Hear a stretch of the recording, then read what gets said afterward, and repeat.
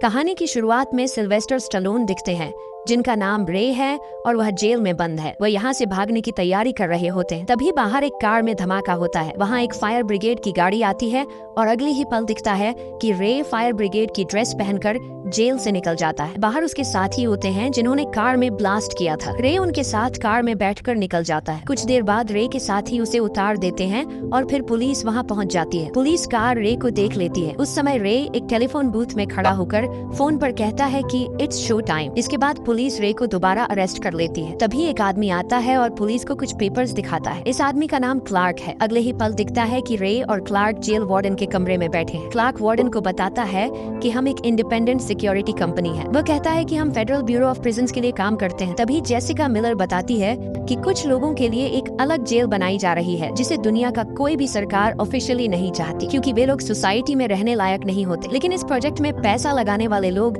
पहले यह कंफर्म करना चाहते हैं कि यह जेल इतनी सुरक्षित है कि यहाँ से कोई भाग न सके, और यही कारण है कि वे रे को हायर करना चाहते हैं ताकि वह जांच सके कि इस जेल से भागने का कोई तरीका है या नहीं। इस काम के लिए उसे $5 मिलियन मिलने वाले हैं। असल में यह जेल एक ऑफिशियल जेल नहीं है, इसीलिए इसके बारे में कोई कुछ नहीं जानता। और सबसे बड़ी समस्या ये है कि जब रे इस जेल में जाएगा तो उसकी टीम को भी नहीं पता होगा कि रे कहाँ गया है। इसी वजह से उसकी टीम उसे यह मिशन करने से रोकती है, लेकिन रे कहता है कि वह ये काम करेगा। इसके बाद रे की पूरी आइडेंटिटी, उसका क्राइम और किसके बिहाफ पर वह वहाँ जाएगा, सब प्लॉट किया जाता है। उसे बताया जाता है कि तुम्हारा नाम एंथनी होगा और पिछले 10 साल में यूरोप में जितने भी ब्लास्ट हुए वह सब बॉम्ब्स तुमने बनाए थे। इसी आरोप में तुम्हें कैद किया जाएगा। रे पूछता है कि वहाँ मेरा कांटेक्ट कौन होगा। उसे बताया जाता है कि वहाँ का वार्डन रॉजर मार्श होगा। अगर कोई समस्या आए तो तुम अपना इवैक्यूएशन कोड बताना और तुम्हें जेल से बाहर निकाल दिया जाएगा। इवैक्यूएशन कोड वह कोड है जो वार्डन को बताएगा कि एंथनी असली में रे है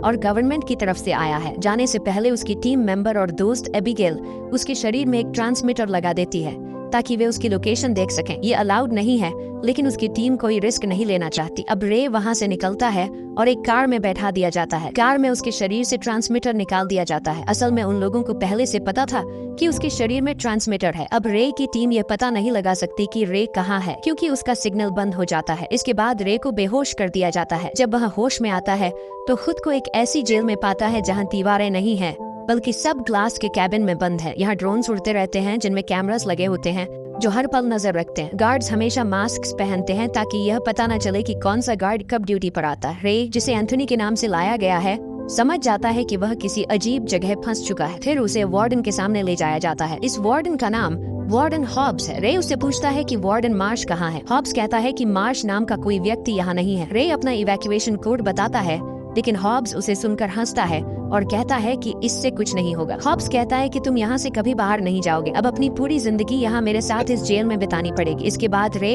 यानी एंथनी को वापस उसके ग्लास कैबिन में भेज दिया जाता है। अगले दिन रे को बाकी प्रिजनर्स के साथ हॉल में ले जाया जाता है। सभी परेशान होते हैं क्योंकि बाहर घूमने की कोई जगह नहीं है। हॉल में रे पर 3-4 कैदी हमला करने आते हैं, लेकिन रे पहले ही उन पर हमला कर देता है। तभी आर्नल्ड श्वार्ज़नेगर आता है, जिसका नाम इमील रोथमायर है। वह सबको रोकता है और कहता है कि अगर कोई आगे बढ़ा तो नतीजा बुरा होगा। सब लोग हट जाते हैं। इमील रे से बात करना शुरू करता है। एमिल पूछता है कि क्या तुमने विक्टर मनहाइम का नाम सुना है। रे कहता है नहीं। एमिल बताता है कि विक्टर अमीरों को लूटकर गरीबों में पैसा बांट देता है। वह उसकी सिक्योरिटी में काम करता था, इसीलिए ये लोग उससे विक्टर का एड्रेस जानना चाहते हैं, लेकिन वह कभी उन्हें कुछ नहीं बताएगा। रे कहता है कि हाँ, ये लोग सच में नरक में जाने लायक है। एमिल पूछता है कि क्या तुम पहले कभी जेल में रहे हो। रे उससे कहता है कि इतने सवाल मत पूछो। एमिल कहता है कि मैं इसी तरह सीखता हूँ। रे कहता है कि अपना सीखने का तरीका बदलो। दोनों वापस सेल में चले जाते हैं। रे आसपास सब जगह ध्यान से देखता है और वहाँ एक आइसोलेशन एरिया दिखता है। अगले दिन वह एमिल से कहता है कि मुझे उस आइसोलेशन जगह पर जाना है। एमिल कहता है ठीक है और रे पर हमला कर देता है। दोनों की लड़ाई होती है और वार्डन कहता है कि इन्हें बॉक्स में डाल दो, जो वही आइसोलेशन जगह है। दोनों को बॉक्स में डाल दिया जाता है। उनकी आंखों पर इतनी तेज लाइट डाली जाती है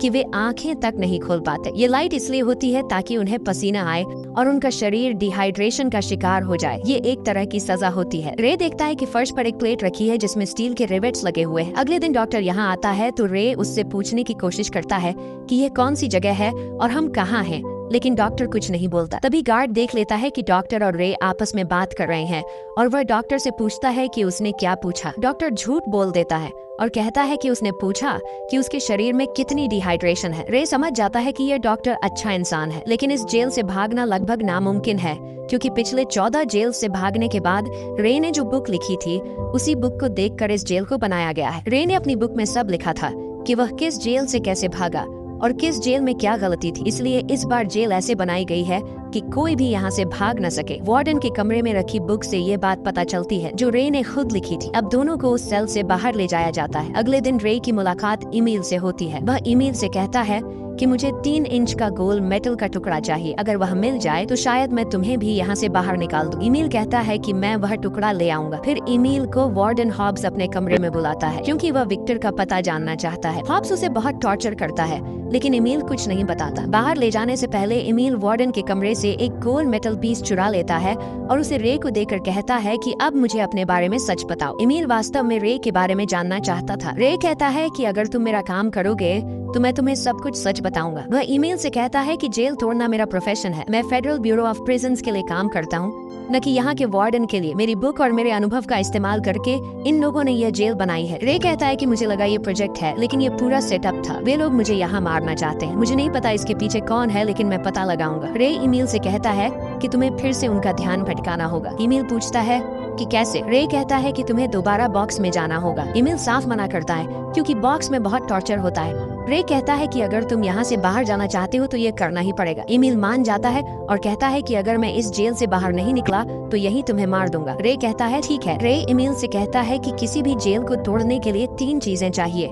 लेआउट, रूटीन और हेल्प, और इस समय उनके पास तीनों नहीं है। रे आगे कहता है कि आइसोलेशन वाले बॉक्स में नीचे एक ड्रेन है और मैं पता लगाऊंगा कि वह कहाँ जाता है। उसे लगता है कि यह जेल किसी केव या शिप में है। रे कहता है कि यह पूरी स्ट्रक्चर वर्टिकल है और वर्टिकल जगहों में नीचे का रास्ता ऊपर की तरफ जाता है। ईमेल पूछता है कि बॉक्स में जाकर हम उन रिवेट्स को कैसे काटेंगे। रे कहता है कि काटने की जरूरत नहीं होगी क्योंकि यहाँ समुद्र की नमी है और जब मैं वायर को लाइट के सामने रखूंगा तो उसका रिफ्लेक्शन रिवेट्स पर पड़ेगा और स्टील गर्म होकर ढीला हो जाएगा। रे कहता है कि जिसने यह रिवेट्स लगाए उसे एल्यूमिनियम लगाने चाहिए थे लेकिन उसने स्टील लगाए और स्टील जल्दी गर्म होकर फैल जाता है। अब दोनों के पास प्लान तैयार है। रे कहता है कि रिवेट्स हटाने के बाद मुझे कम से कम 5 मिनट चाहिए ताकि कैमरा देखने वाले गार्ड्स का ध्यान ईमेल की तरफ चला जाए। ईमेल उठकर चला जाता है। जेल में ही एक कैदी जावेद ईमेल से उल्टी सीधी बातें करने लगता है और फिर ईमेल, जावेद के लोग और रे के बीच लड़ाई हो जाती है। गार्ड्स आकर सबको अलग अलग बॉक्सेस में बंद कर देते हैं। बॉक्स में जाते ही जब लाइट जलती है तो रे अपने पॉकेट से मेटल पीस निकालता है। वह लाइट की रिफ्लेक्शन स्टील रिवेट्स पर डालता है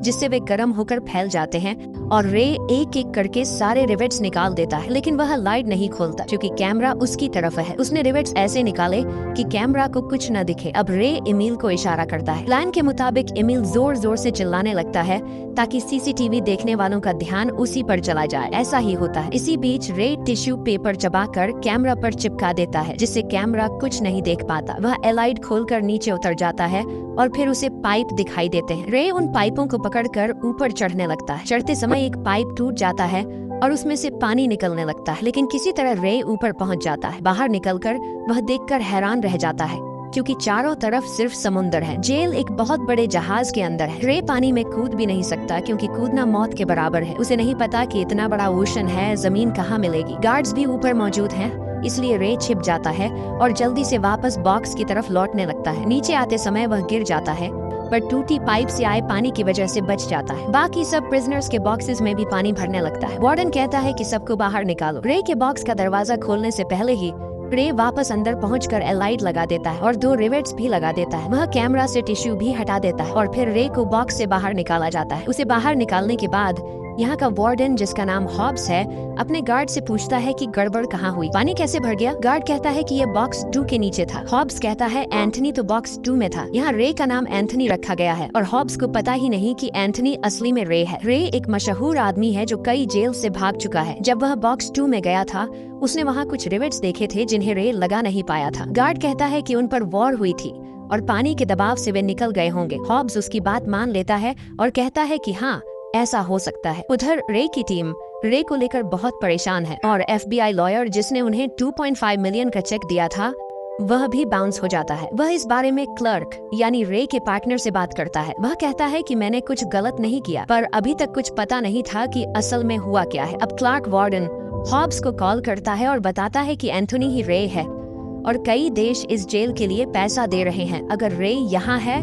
तो वह बाहर नहीं निकल सकता। ये प्रूफ है कि कोई भी इस जेल से भाग नहीं सकता। क्लार्क ये भी बताता है कि विक्टर के साथ काम करने वाला आदमी अगर उनका एड्रेस बताए तो कई बड़े बैंक्स उन्हें बहुत पैसा देंगे, क्योंकि विक्टर ने ऐसा प्रोग्राम बनाया है जो पूरी वर्ल्ड बैंकिंग को गिरा देगा और सिर्फ ईमेल ही बता सकता है कि विक्टर कहाँ है। किसी भी तरह उससे यह इन्फॉर्मेशन निकलवाओ। हॉब्स कहता है कि वह पहले ठीक था, पर रे के करीब आने के बाद उसका रवैया बदल गया है। हॉब्स कहता है कि मुझे नहीं लगता ईमेल कुछ बताएगा और यह सब रे की वजह से है। क्लार्क कहता है कि रे को सजा मिलनी चाहिए, जबकि रे और क्लार्क कभी पार्टनर्स थे, पर अब सच पता चलता है कि क्लार्क ही वह आदमी है जिसने रे से धोखा किया। उसी ने उसे यहाँ फंसाया है। क्लार्क उन लोगों से मिल चुका है जिन्होंने मिलकर ये जेल बनाया और रे का यहाँ रहना ये साबित करता है कि यहाँ से कोई भाग नहीं सकता। इसके बाद रे को बहुत टॉर्चर किया जाता है। उसे इतना दर्द दिया जाता है कि वह अंदर से पूरी तरह टूट जाता है और भागने का इरादा छोड़ देता है। रे जानता है कि ऊपर तक पहुँच भी गया तो भी बाहर निकलना नामुमकिन है, क्योंकि यह जगह ओशन के बीचों बीच है। उसे यह भी नहीं पता कि पास कोई टापू है या नहीं। एक दिन रे एबल को बताता है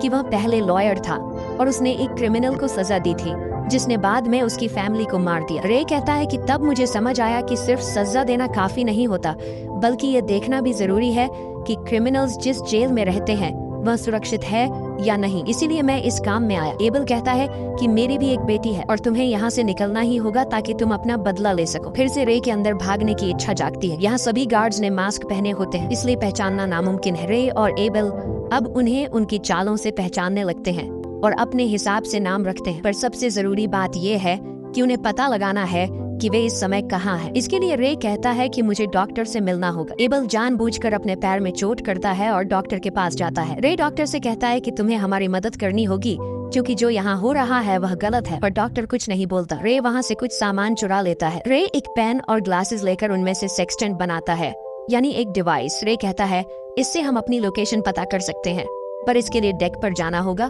और ध्रुव स्टार की मदद से हम सही जगह जान पाएंगे। तभी एक गार्ड वहाँ आता है जिसे हॉब्स ने भेजा होता है। वह रे को वहाँ से ले जाता है। अब हॉब्स को पता चल जाता है कि उसका नाम एंथनी नहीं बल्कि रे है। हॉब्स कहता है कि मैंने तुम्हारी किताब पढ़ी है और इसी वजह से इस जेल की सिक्योरिटी और भी कड़ी कर दी है, इसलिए अब कोई यहाँ से भाग नहीं सकता। रे कहता है कि अगर तुम मुझे जानते हो तो मुझे जाने दो। हॉब्स कहता है कि नहीं, हमें तुम्हें यहाँ रखने के पैसे मिलते हैं। रे कहता है कि मैं तुम्हें विक्टर का एड्रेस बता सकता हूँ। तुम एमिल को सारी जिंदगी मारते रहोगे पर वह विक्टर के बारे में कुछ नहीं बताएगा। मैं बता सकता हूँ, लेकिन बदले में तुम्हें मुझे छोड़ना होगा। हॉब्स मान जाता है क्योंकि विक्टर का एड्रेस उन्हें बहुत पैसा दिला सकता है। अगले कुछ दिनों तक रे उन्हें विक्टर के बारे में गलत जानकारी देता रहता है। उसने एमिल को पहले ही बता दिया था कि मैं इन्हें बेवकूफ बनाने वाला हूँ। वह एमिल से कहता है कि यह जो सेक्सटेंट बनाया है इसे जावेद को दे दो, क्योंकि जावेद पर कोई शक नहीं करेगा। जावेद और वे पहले लड़ चुके हैं, फिर भी वह जावेद के पास जाता है और कहता है क्या तुम यहाँ से भागना चाहते हो। जावेद भी उनके साथ मिल जाता है। वह वार्डन हॉब्स के पास जाकर कहता है